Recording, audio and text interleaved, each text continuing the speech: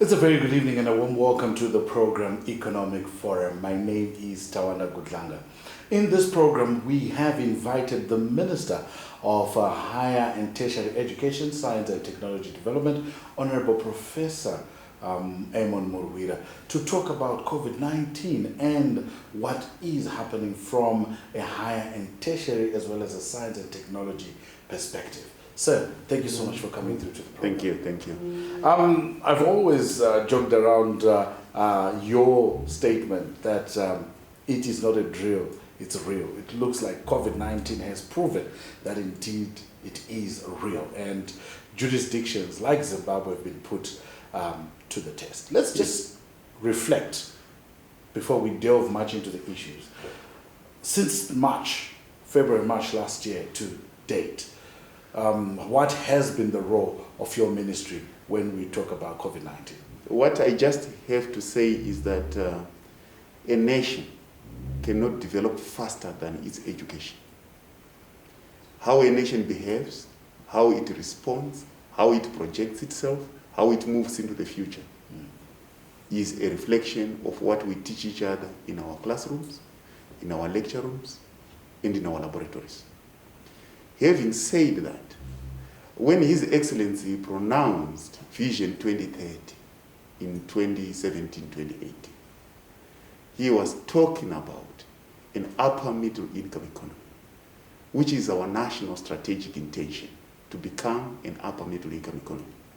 But once he has said that, us as ministries, particularly education, we have to give the country the capability that enables us to reach that Vision 2030.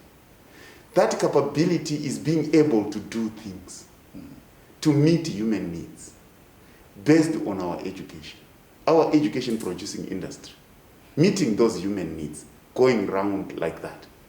But that education must be configured correctly so that it is able to give that capability. And the configuration of education is everything. In other words, we are saying teaching people to do what, to be able to do what, to be able to produce what. Therefore, in response, we redesigned our education from Education 3.0, which was teaching, research, and community service, to Education 5.0, that is heritage-based, that adds innovation and industrialization, which means teaching, research, community service, innovation, and industrialization. In other words, it's education with the purpose to industrialize and modernize this country through innovation and through industrialization, because industry is caused.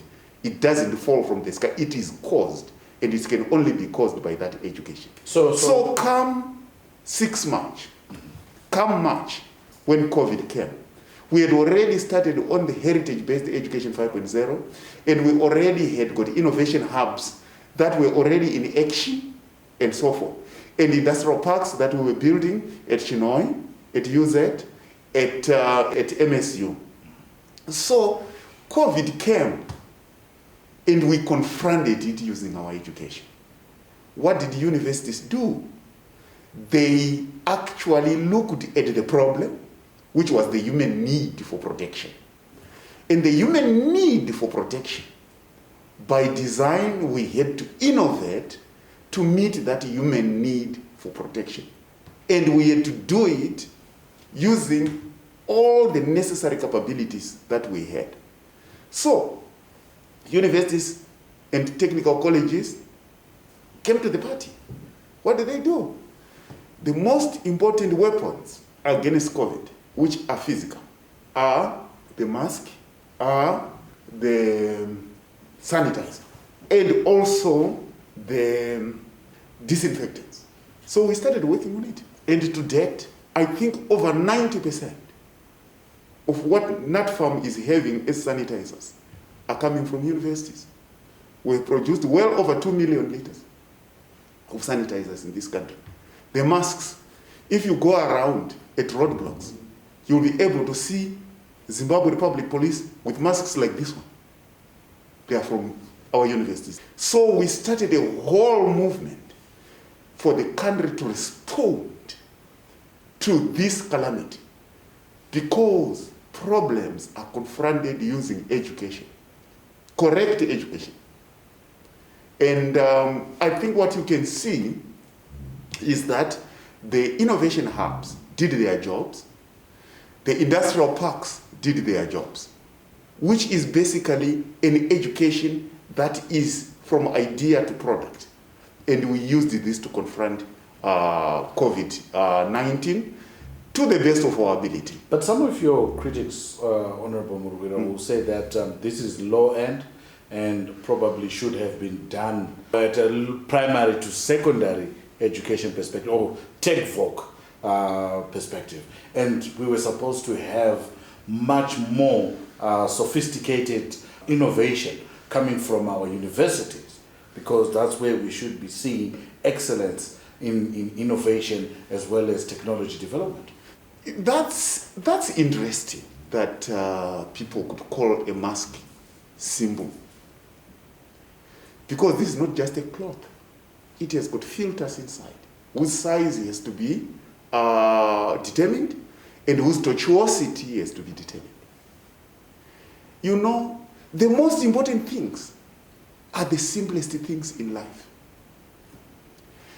You can't think about the most complicated thing without thinking about the most simplest thing. In actual fact, most things in life are very simple.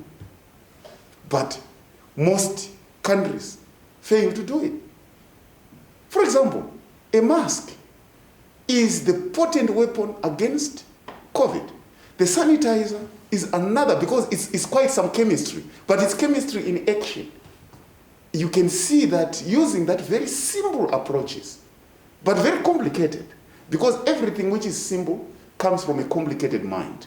So if you find out that people are saying things that you don't understand, that's what I call useless sophistication, in other words.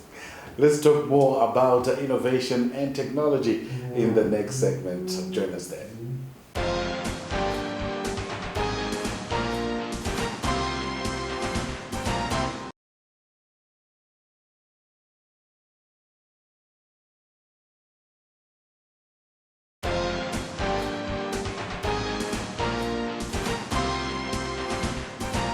Welcome back. We are focusing on higher and tertiary education in the fight against COVID-19. And we have with us Professor MURWIRA. Now, before you went to the break, you said that you're dealing with the simplest, because some of the responses really have to be taken from that perspective.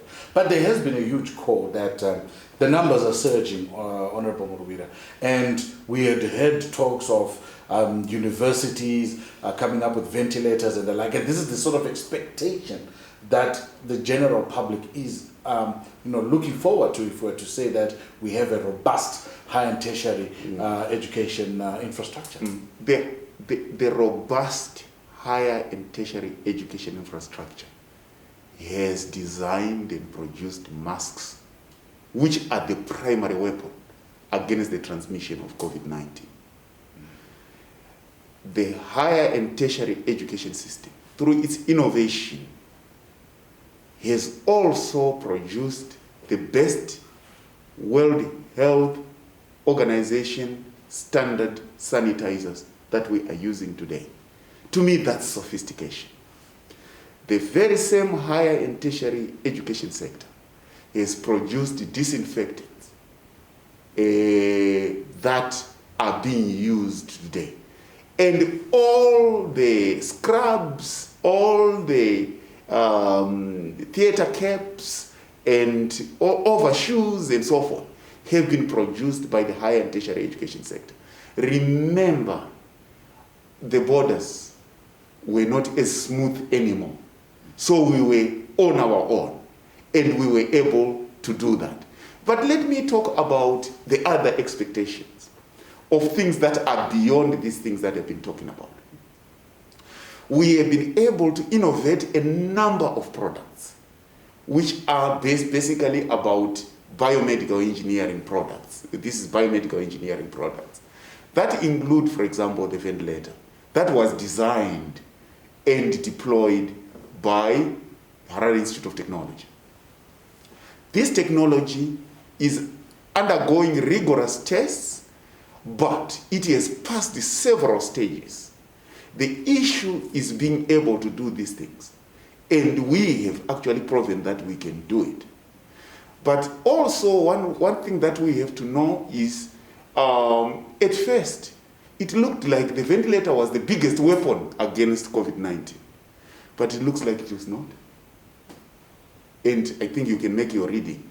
However, we are proving that we can do much more than what we are doing right now. We will be moving into a lot of other areas to do with biomedical engineering, to do with biopharmaceutical engineering, and results will be able to be seen.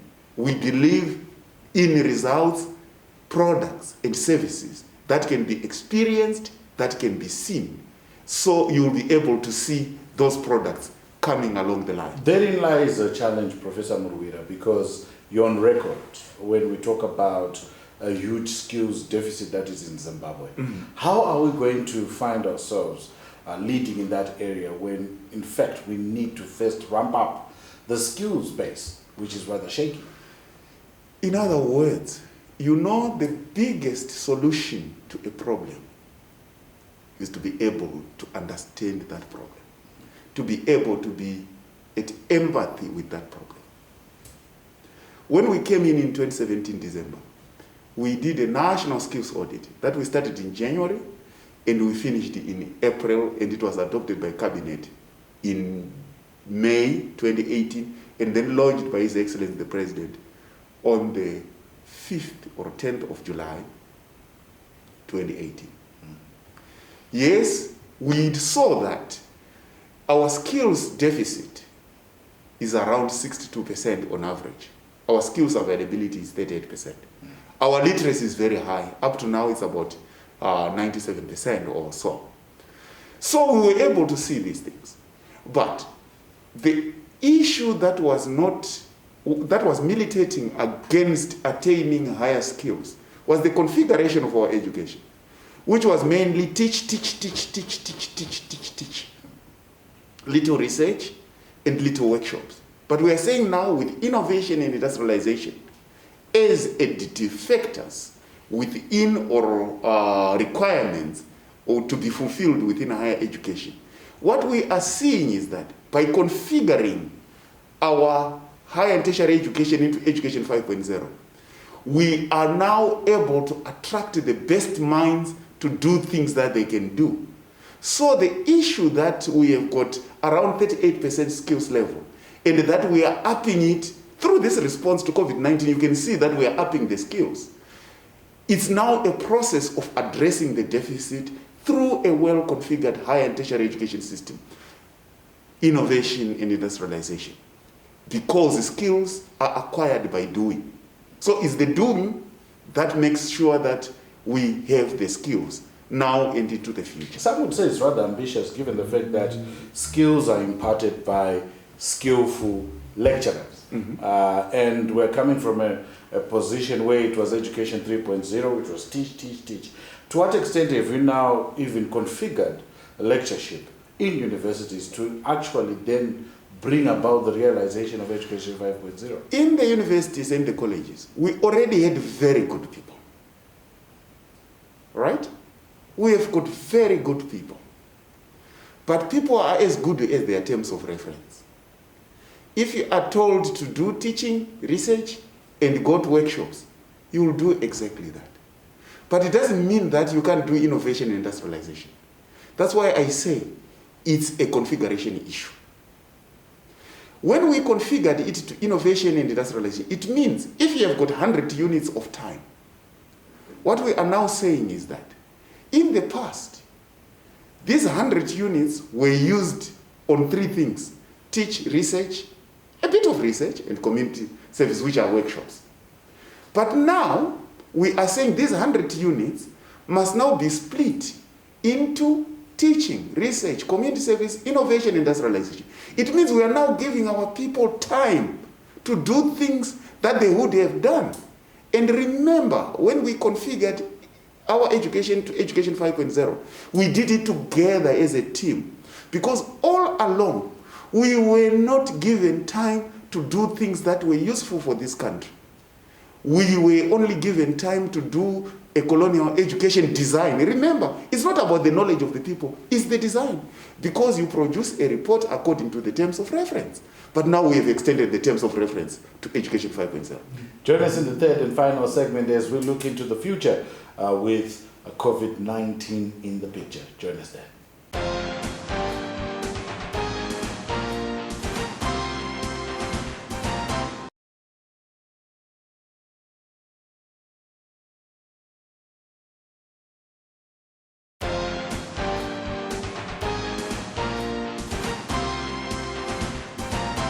Welcome back. We are focusing on higher and tertiary education, science and technology development in Zimbabwe in the wake of COVID-19. And we have invited the minister of that portfolio, Honorable Professor MURWIRA. Now, Professor, let's talk about the new normal.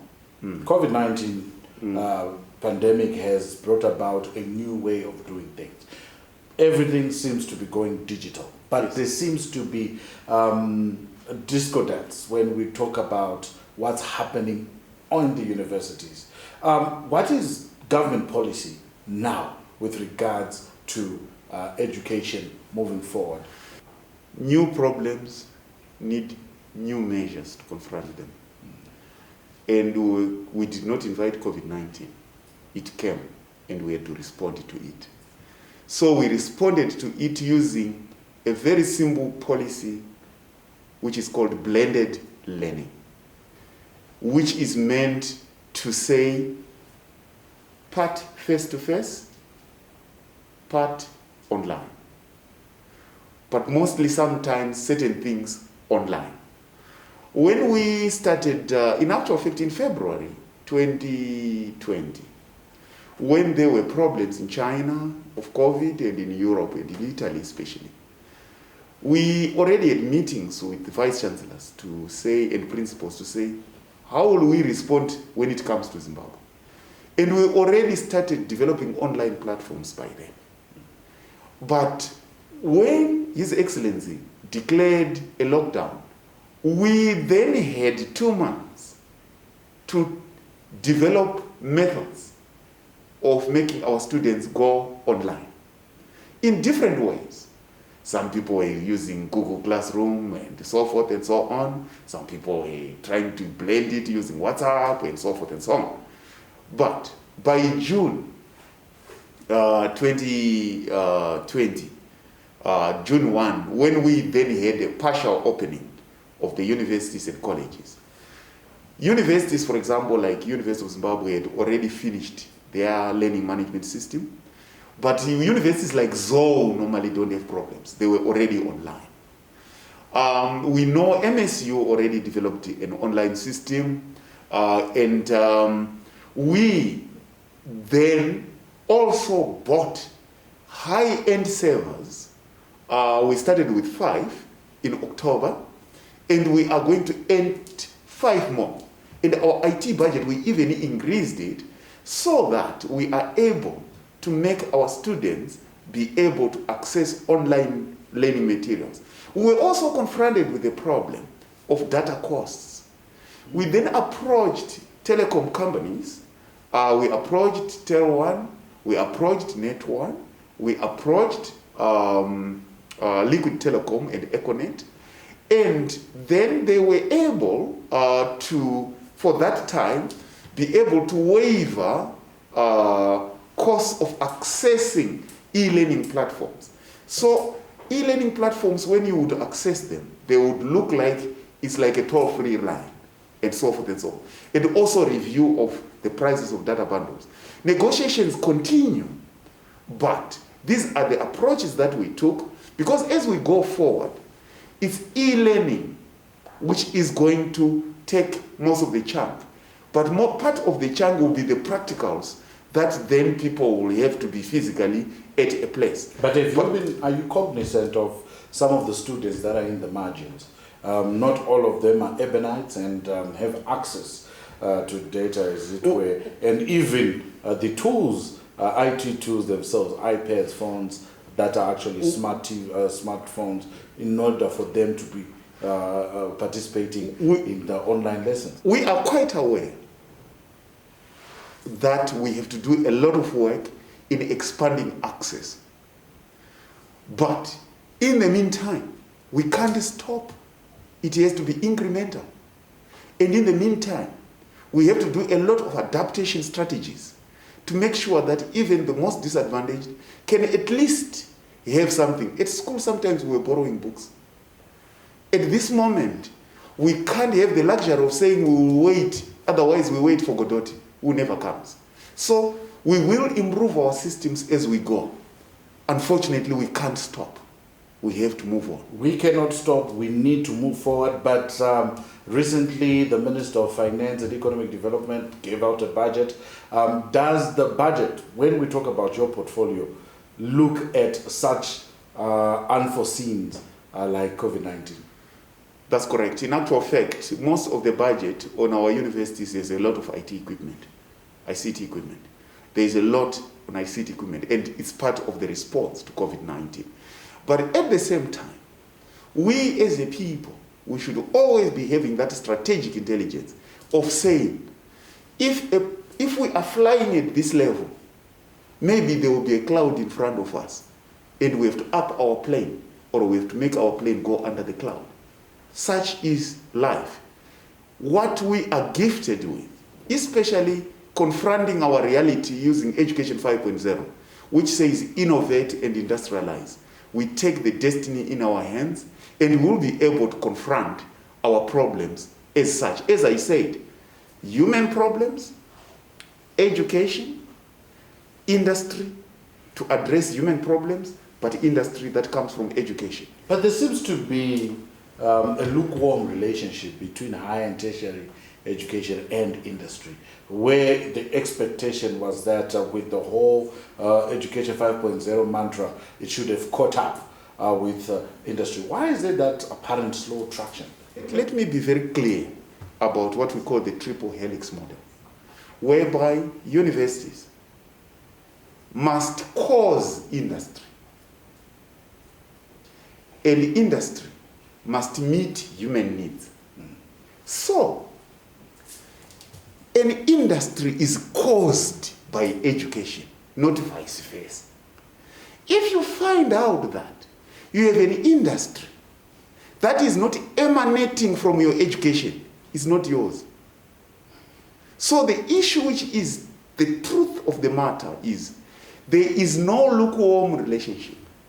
This is the time for us as a nation to realize what causes what.